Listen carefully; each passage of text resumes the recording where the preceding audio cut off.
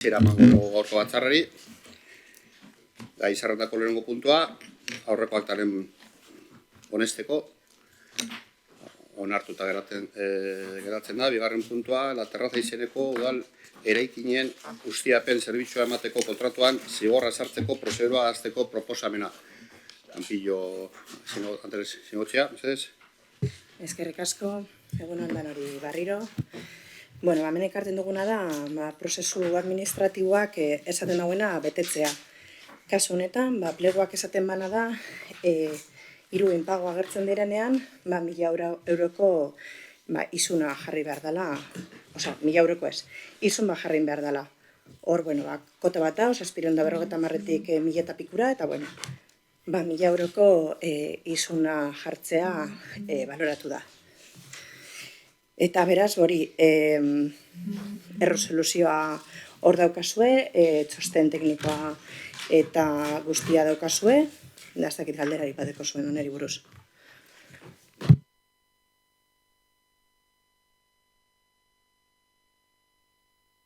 Barkatu, galderari badago, bai, hasiko da Alderdi Popularra eta gero Altze Bildu. Zorri alkerik abentzez, eta Elkarrekin Podemos bai. No, gracias. Lo único, una pregunta. Es que en el pliego de condiciones administrativas viene estipulado el que en función de que si hay un número determinado de impagos se va a poder llevar a cabo la resolución del contrato, porque eso al final son, no sé si son 9 o 10 impagos mensuales, con lo cual la tendencia parece que como que, ojalá me equivoque, no van a pagar. Entonces, queremos saber si en el pliego viene esa cláusula en el que, en función de que hay un impago de determinados meses, puede haber la resolución de este contrato. Gracias. Campillo, Andrea, ¿sí? Vale, pues no tengo ese dato exhaustivo, lo consulto y te comento, ¿vale? No sé cuántos impagos son, entiendo que sí que hay una razón de rescisión de contrato. En cuanto lo tenga, te comento. Si es durante esta comisión, te lo digo, ¿vale? Ya lo he lanzado.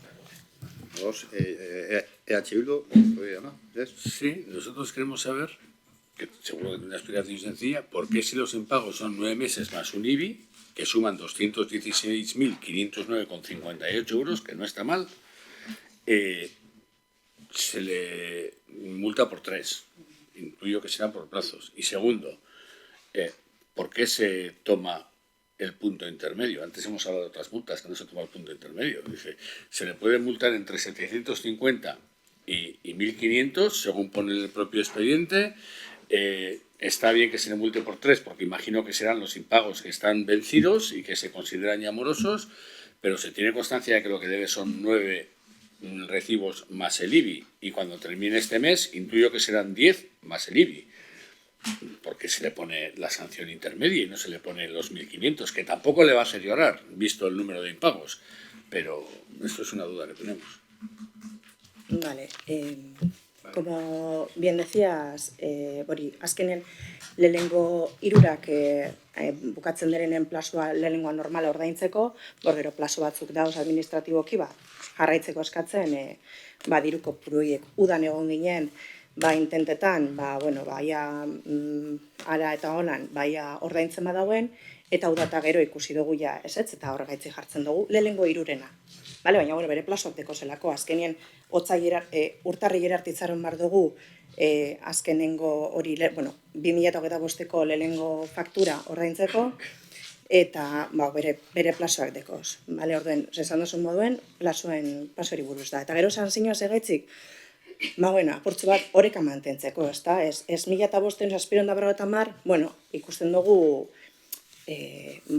kasuistika guztia, ez da? Zelan dauzen, edo zer nahi da benen, edo zerre, zelan da bizen, eta teknikoki esan da 1.000 euroko izatea apurtzu bat erdian egoteagetik. Ez tope maksimoa, ez gutxienekoa, horeka mantentzagatik. Baina ez guk ulertzen ez duguna, eta ez soilik espediente honekiko, hau da, horeka mantendu, ez dakitzen olako horeka mantentzen dan, azken urtean ordaindu ez duen batekin.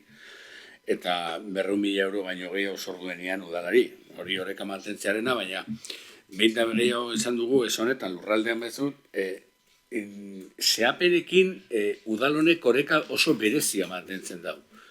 Nahiko baikorra izaten da enpresekin edo hainbat gauza egiten dituztenekin, eta aldiz oso zorrotza izaten da herritarrekin. Eta hori da eskatuko genuke gutxienez, irizpide berdina arlo guztietan. Hau da, irizpidea izango da oreka mantentzeko erdibideko isuna sartu erdibideko isuna kasu guztietan. Ez herritarrei goi-mailako isuna, te sakudo, eta bestetan, las alegaciones, no sé qué, horrek ulertzen zen eduan. Claro, es que hori da askotan ikusten ez duguna, behin da berriro esan duguna. Yo si me salto el radar, a mí la multa me llega por arriba, tal cual. Y ni alegación, y si alego, no tengo discurso, no tengo descuento, baina bestela hemen ikusten da, gauza luzatu iten dira, eta gero 1.000 euroko izuna. Hombre, yo si he dejado de pagar 220.000 euros, 1.000 euros, pues casi, no sé, me los fumo, como decía el otro, o sea. Ondo, elkarrekin podemos, a ver, Brito, ¿no? Sí, respecto a la sanción, iba a hacer una intervención parecida a la de Ivonne. Claro, se ha propuesto una sanción de 1.000 euros, hay una justificación técnica de por qué es 1.000 y no 1.500, pero la verdad es que sabiendo que no son solo 3 meses, sino más, o sea que no ha pagado nada, entiendo, hasta la fecha actual, pues también entiendo que por qué no calificarlo con la sanción más grave. Eso por un lado. Por otro lado, quería preguntar si a los impagos que se están solicitando se les está aplicando ya el interés de demora, sin entender que es a partir de 3 meses, entonces entiendo que sí, pero por si me lo puedes confirmar. ¿Está reflejado el interés de demora? Vale, tendría que revisarlo otra vez. Y luego iba a preguntar también cuándo se podría resolver la concesión administrativa. Ya nos has dicho que de momento no conoces el dato, pero bueno, sí me gustaría saber si al menos desde el área lo habéis valorado. Por mi parte, no me parecería descabellado, es decir, me parecería lo correcto resolver este contrato porque no parece que haya avisos de que vaya a pagar, ya se acumula una deuda que supera con creces la garantía definitiva que depositó el adjudicatario, por lo tanto, claro, lo que ya supera esa garantía tendrá que tramitarse por no me sale ahora el término, pero bueno, por exigir esa cuantía, si es insolvente igual no se recupera, entonces cuanto antes se rescinda el contrato yo creo que mejor para evitar impagos. Sí, a ver, la preocupación es obvia. A nosotros también nos preocupa, por eso en torno al verano hemos hecho algunas reflexiones al respecto y cuáles pueden ser las diferentes vías y es donde estamos trabajando. Vale, en cuanto sepamos algo ya os informaremos. Mosketara basatu orda puntu honetan Alderdi Popularra, Elkarrekin Podemos, Alderdi Sozialista eta Euskal Alderdi Jeltzalea, abstentzioak EH Bildu, onartuta geratzen da puntua.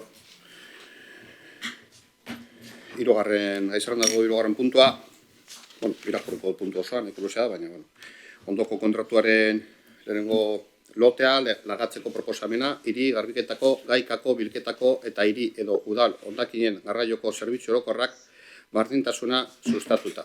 Udalaren ingurumen instalazioak guztiatzea, berdintasun sustatua. Tamaina handiko gauzak eta tresnak biltzea. Berrera biltzeko, prestatzeko premisarenpean berdintasuna sustatua eta lareratzeko enpresentzat erreserbatua 9/2017 legearen 4. puntuan, hiriko edo udaleko etxeko hondakinen arriskutsuak biltzeko guneen kudeaketa berdintasuna sustatuta eta lareratzeko enpresentzat gordeta. Hau da puntua, Saloak azaldu gure gozu puntua, edo...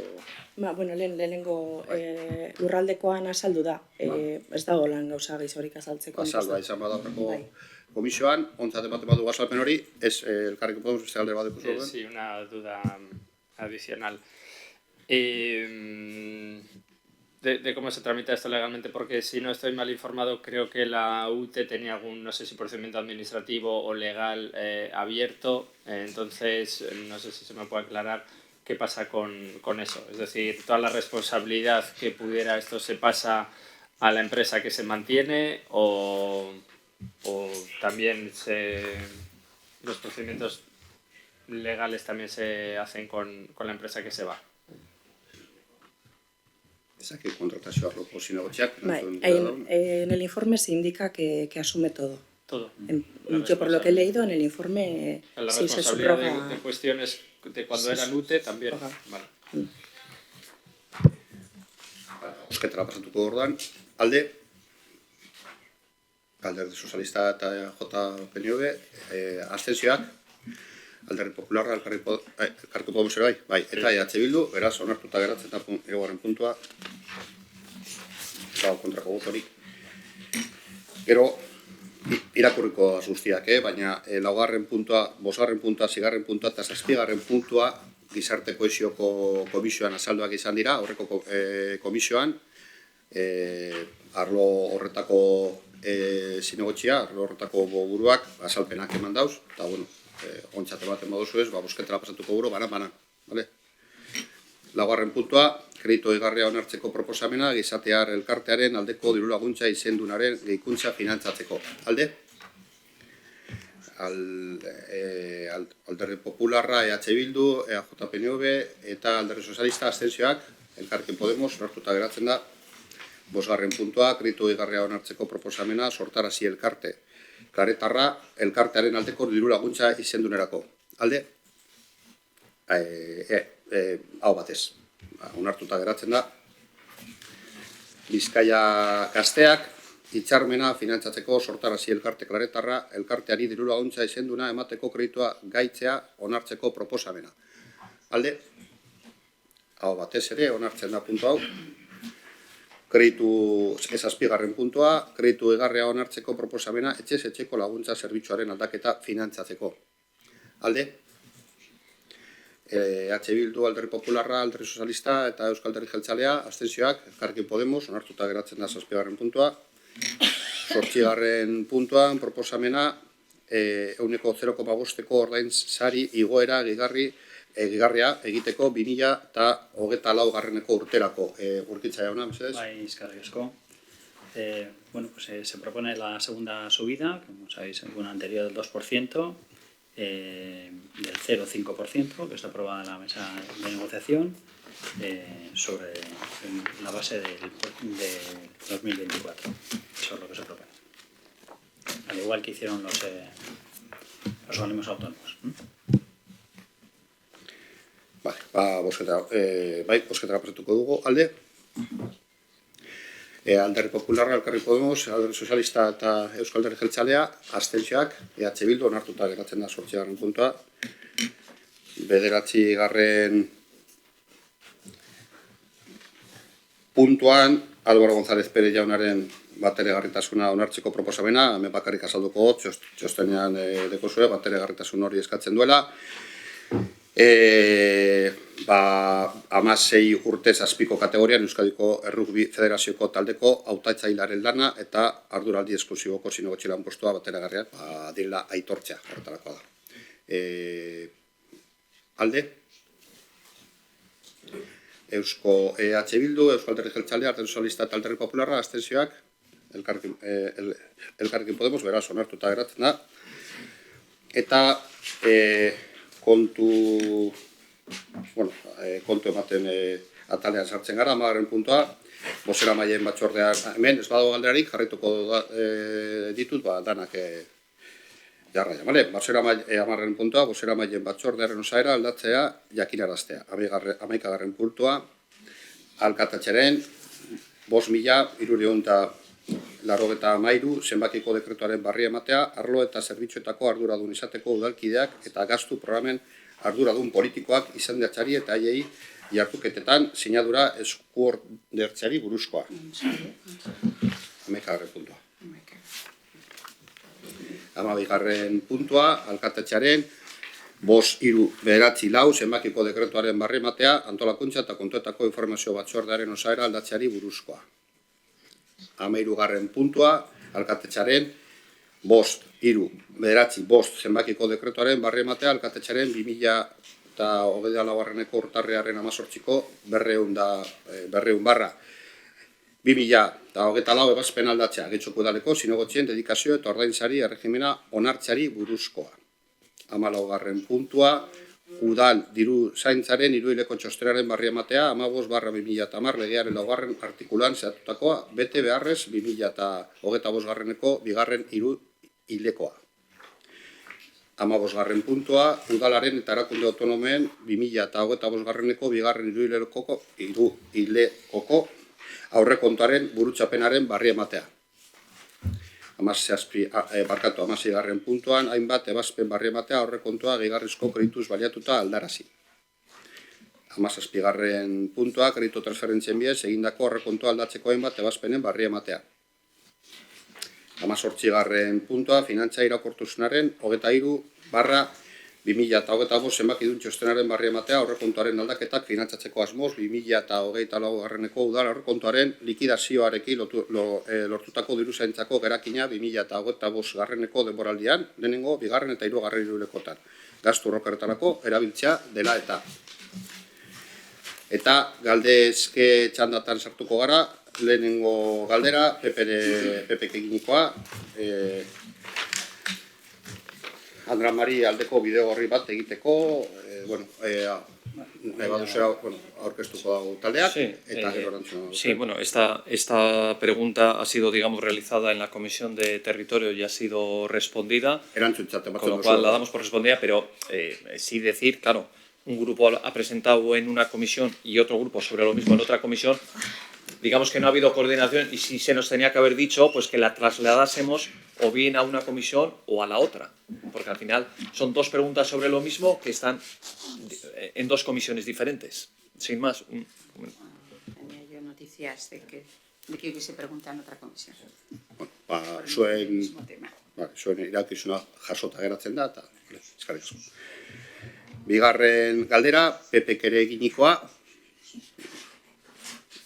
edo eskaera.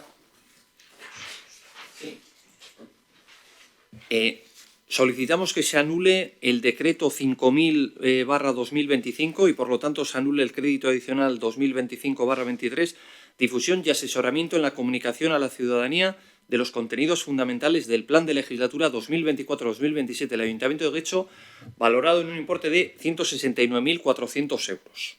Entonces, bueno, aquí está el decreto.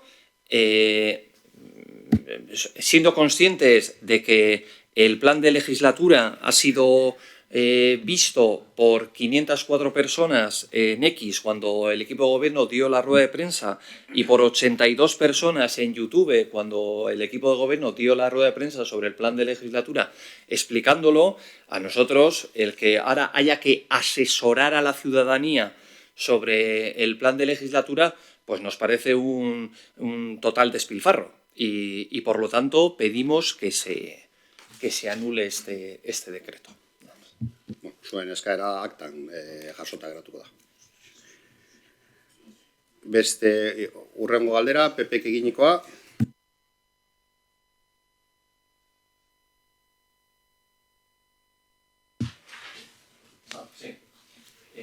Gracias. Solicitamos que nos informen de cuál es el número de trabajadores que disponen de la reducción de jornada por asistencia a clases de euskera y solicitamos que nos desglosen a qué áreas pertenecen dichos trabajadores. Sí, pues eran 6 trabajadores que se les ha concedido, hay 2 que no se han concedido porque no habían cumplido las condiciones y bueno, pues aviso esos decretos en este momento porque justo empezaba el Euskaltegi, que es cuando se les admite o no la reducción de jornada para poder mejorar. Y entonces todos son de brigadas o oficiales de brigadas, todos son de esos departamentos. Vale, no, bai. Hurrengo galdera, EH Bilduk eginikoa,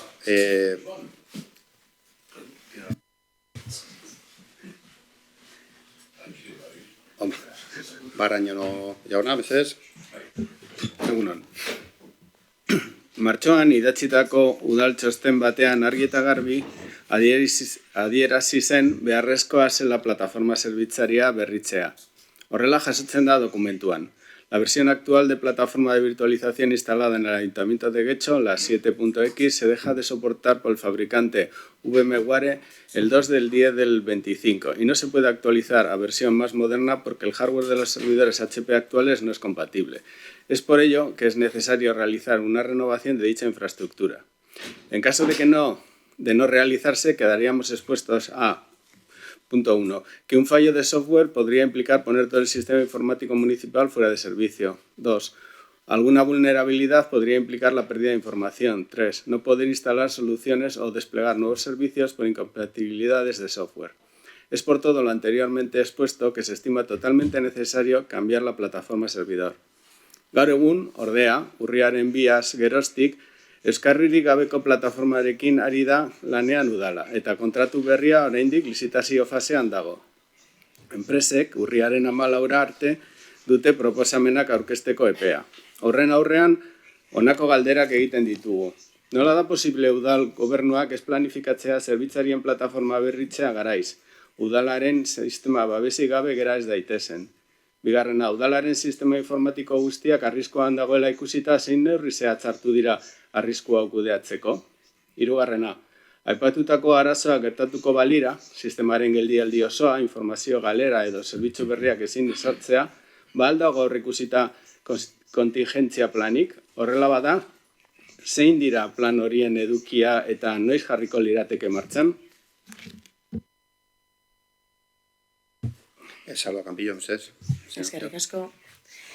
Bueno, en primer lugar quiero dejar claro que no existe el riesgo cero, pero que tampoco estamos en un momento en que se va a caer el ayuntamiento de un día para otro. Entiendo que la ficha técnica es un poco, puedo tachar incluso de tremendista a la hora de indicar que necesitamos hacer este pliego, pero lógicamente no estamos desprotegidos. Insisto, el riesgo cero no existe, aunque tengamos todos los mantenimientos del mundo mundial, porque no existe. Y tenemos, lógicamente, planes de contingencia. En el ámbito del hardware tenemos mantenimiento de HP 24/7 de las piezas originales de aquí a varios años. Por lo tanto, la parte física de la infraestructura está completamente cubierta y garantizada. En la parte de software, la versión actual, la 7.0, sigue siendo moderna y estable, funcionando sobre servidores. Lógicamente, si dejamos años sin actualizar, pues podemos tener fallos, sobre todo de seguridad. Entonces, bueno, en materia de seguridad existe un ecosistema robusto, pero además tenemos copias de seguridad y planes de contingencia porque en eso trabajamos con el Esquema Nacional de Seguridad. Por lo tanto, estamos en riesgo siempre por muchos mantenimientos que tengamos, pero vamos, que estaba planificado. Lógicamente, a veces se nos retrasan las cosas y las licitaciones. Hoy jueves se abría la segunda apertura de los sobres, entonces bueno, estamos ya a punto de terminar la licitación y en cuanto podamos lo pondremos en marcha. Pero vamos, tampoco es algo en lo que la gente vaya a pensar que mañana nos vamos a quedar sin datos y sin nada de eso, porque lógicamente tenemos planes de contingencia y copias de seguridad de lo que hacemos. Vale, eskerrik asko. Barañano jauna. A ver, yo he estado trabajando 30 años en este tipo de cosas y cuando las fechas se saben de cuándo se acaba el soporte, con mucha antelación, porque esto se sabe con mucha antelación, años. O sea, las cosas hay que planificarlas. Nadie desea que pase nada. Supongo que nadie deseamos que pase nada, ¿verdad? Pero eso va a suceder. Riesgo cero, nunca lo tienes. Incluso poniendo la versión más actual, siempre corres un riesgo. Pero está claro que sabiendo las fechas hay que hacer las cosas con antelación para llegar a los tiempos cuando hay que llegar. Y no decir, bueno, es que no va a pasar nada. Ya, no iba a pasar nada y el otro día Amazon se cayó. Y no iba a pasar nada y un barco también chocó contra un puente y se fue todo a tomar por saco. Entonces, no queremos hacer esto. Sabemos las fechas de caducidad, planteemos las cosas con la suficiente antelación. Este informe está hecho en marzo. El Departamento de Informática seguro que sabe cuándo acaban las cosas. Hay cosas como el Plan Director de Sistemas y cosas por el estilo. actuemos con tiempo. Kanpillo Andrea. Bai, baina jakingo duzu moduen enpresa pribatu bat eta administrazio publikoa denporatan eta prozeduratan eta prozedimientuetan ez da bardina, zuk esan duzu moduen martxoan izan dokumentu hori, programatute gendun pasain urtetik ongurtean behar dugule, badakiguz fetzak, baina bueno, batzutan, hilabete pare batzuk baino ez esku joan, geratu garenetik ezer barik, eta komila artean esango dut, oso tremendista esan duzuna da, nik uste dut danok dakigula eta hainbeste urtetan egon bazaren badakizu olako tremendismoak pasaldirela, baina pasaldire baitze eukinle mantenimentu guztize. Osea, Amazon jauzi da, eta ez dut uste hilabeteren bat eukiko da bela ezer barik, ez. Osea, horre gauzak pasetan direz, edozein momentutan, edozein babesagaz, eta edozein niveleko babesekin bebai, egon gara planifiketan, pasaen urtetik eukidugu planifiketa badakigu ingo dugula, noski baietz, eta hor da txostena ez da ekainekoa, ez ustailekoa, martxokoa da, baina dirua behar dugu, gauzakin behar dugu, kontratazioa heldu behar da, eta atara behar da, eta ez dekugu bakarrik, gauza gehiago dekoguz, eta batzutan, erresgoak eta onurak eukinde eskuen artean, gauz batzuk aurreratuten diez, da beste batzuk ez, eta gurten da, baina, nik uste dut, ez dugunen behar da, tremendismoa eta zan hau ekatombe bat izango dela. Ze hori, nik uste dut lekuz kanpo dagoela, sin más. Eta ganera esaten dut, tenemos planes de contingencia, lógicamente, o sea que, sin más. Bueno, Jona. Bi gauza, zuk esaten duzun bezala, deno dakigu nola funtzionatzen da ben enpresa pribatuak eta publikoak, eta horregaitik, arlo bakoitzak egin behar duena gauzak epeetan egiteko. Ez da, hori horrela da. Gertatuko da edo ez da gertatuko, ojala ez gertatzea. Eta kontingentzia plan horiek nahiko nuke ikusi.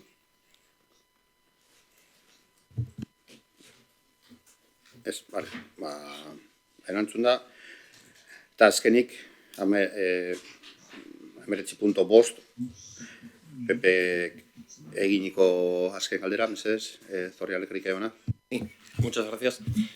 Solicitamos que nos informen sobre cuántas licencias de taxi existen en Getxo, cuántas de esas licencias están en activo y en caso de que la cifra no coincida, ¿qué medidas van a tomar para que se cubran todas las licencias existentes en el municipio?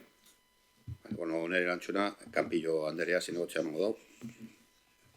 Eskerrik asko.